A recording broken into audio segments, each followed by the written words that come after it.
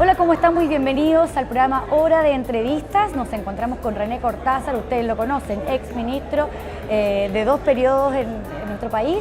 Vamos a comenzar hablando un poco de lo que ha pasado con la elección en Estados Unidos, cómo afecta a la agricultura en nuestro país. ¿Cómo está, René? Muchas gracias por acompañarnos en Hora de Entrevistas. Bueno, como comentamos en un principio, finalmente salió Donald Trump, uno de los candidatos que no se esperaba. ¿Cómo afecta esto a la agricultura? ¿Cómo está afectando esto en los mercados internacionales? Un poco para que la gente entienda cómo afecta la elección en Estados Unidos en el mundo. Bueno, yo creo que la elección de Estados Unidos afecta en muchos sentidos al mundo, pero uno que es muy preocupante es el discurso proteccionista que hizo Donald Trump durante toda su campaña. Él señaló durante su campaña de que él quería desconocer acuerdos de libre comercio, quería reformarlo, quería hacer cambios importantes en esos acuerdos para reducir las importaciones de otros países a su propio país. Y nosotros somos un país pequeño, exportador, que queremos mercados lo más amplios y libres posible para nuestros productos. Y en ese sentido, la elección de Donald Trump es una noticia preocupante. Ahora, afortunadamente, los padres fundadores de la democracia norteamericana se preocuparon mucho de tener contrapesos de poder entre el Ejecutivo y el Parlamento. Pero ahora el Senado, la Cámara, está también por el lado de los republicanos. Pero que sean republicanos no significa que sean proteccionistas. Hay muchos de ellos que siendo republicanos, no creo yo, no son proteccionistas ni van a apoyar una política proteccionista. Y por lo tanto, cuando vamos a pasar del querer al poder, él puede querer dar un giro proteccionista, pero vamos a ver ahora si puede hacerlo, porque en el Parlamento, incluso de muchos republicanos, no van a tener los votos para un giro proteccionista.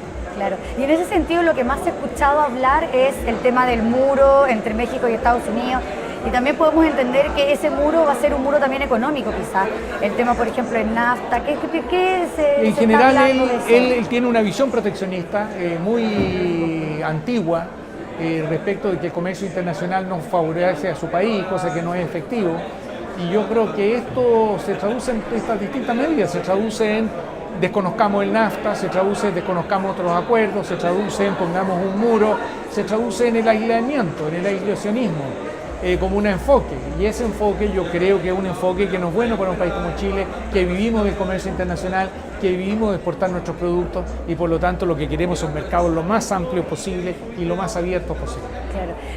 También tocando otros temas, los tratados que tenemos con Estados Unidos, de hecho estamos hablando específicamente en términos de la fruta, por ejemplo, la exportación, el primer país donde se recibe la exportación chilena en Estados Unidos. En ese ámbito, quizás pueda haber un cambio o como somos un país pequeño no hay mucha relevancia en esos ámbitos. Yo creo que es posible, no sabemos, depende cómo se traduzcan proyectos de estas medidas. Sin embargo, lo que ha estado haciendo Chile últimamente de diversificar sus mercados, de incrementar fuertemente, por ejemplo, sus mercados en China, es un camino correcto, porque eso permite que nos haga menos dependientes de lo que haga o no haga Estados Unidos el abrir estos otros mercados. Sin embargo, para nosotros es importante y es preocupante que se haya elegido un presidente tan proteccionista.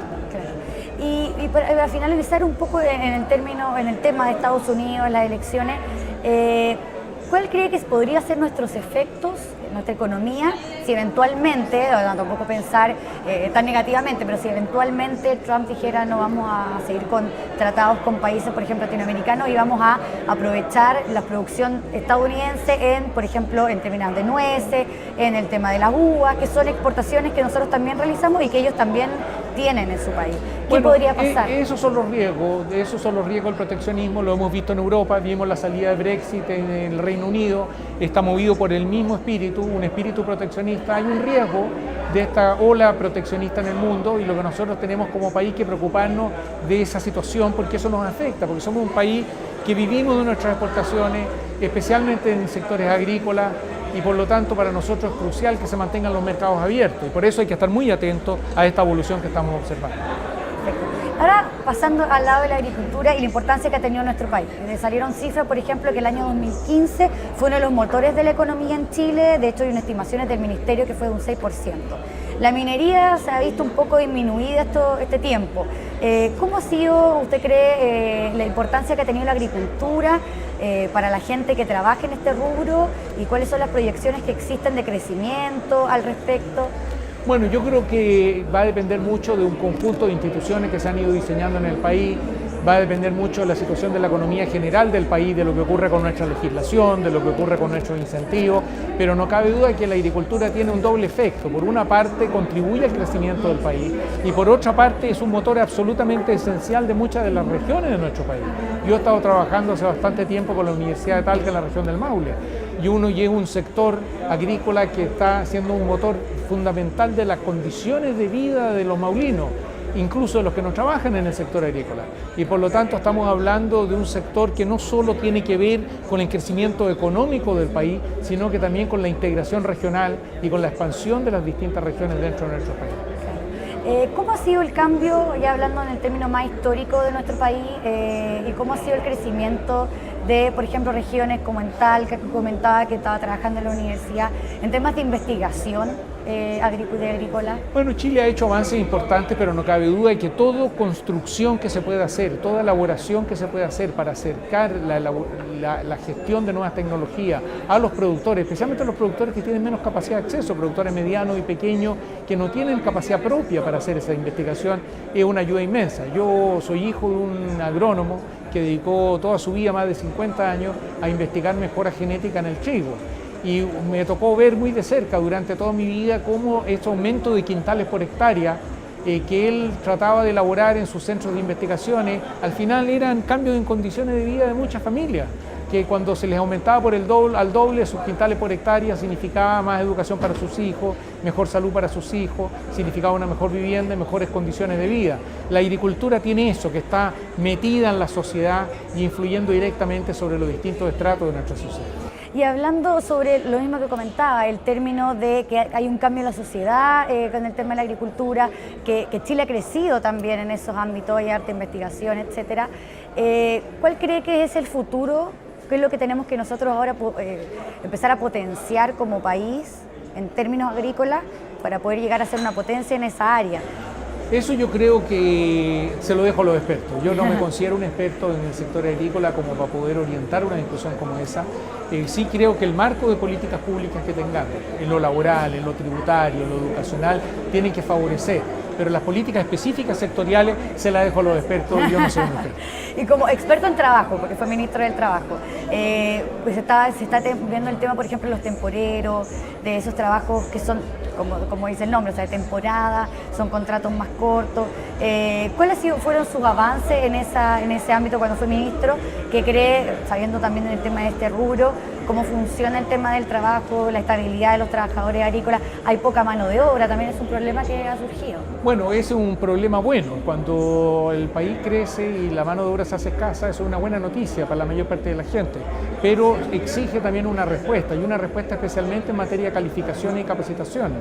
Y no cabe duda de que este es un desafío para el sector en su conjunto, cómo ir recalificando la mano de obra, aumentando la productividad, porque la mano de obra abundante creemos va a ser cada vez menos abundante. Claro, se está cambiando un poco la población a la ciudad, por lo tanto... En términos de que el crecimiento del país va generando una mayor escasez de mano de obra y la calificación, el entrenamiento y la productividad pasan a ser muy centrales. Por ejemplo, también se ha visto el tema de la sequía, que es un problema en nuestro país, por eso las temporadas también son siempre cíclicas, o hay momentos muy buenos, momentos muy malos. En términos económicos, para uno entender estas industrias, que hay momentos muy buenos, hay momentos muy malos, somos un país que exporta, entonces estamos acostumbrados un poco a estar dependiendo de los mercados.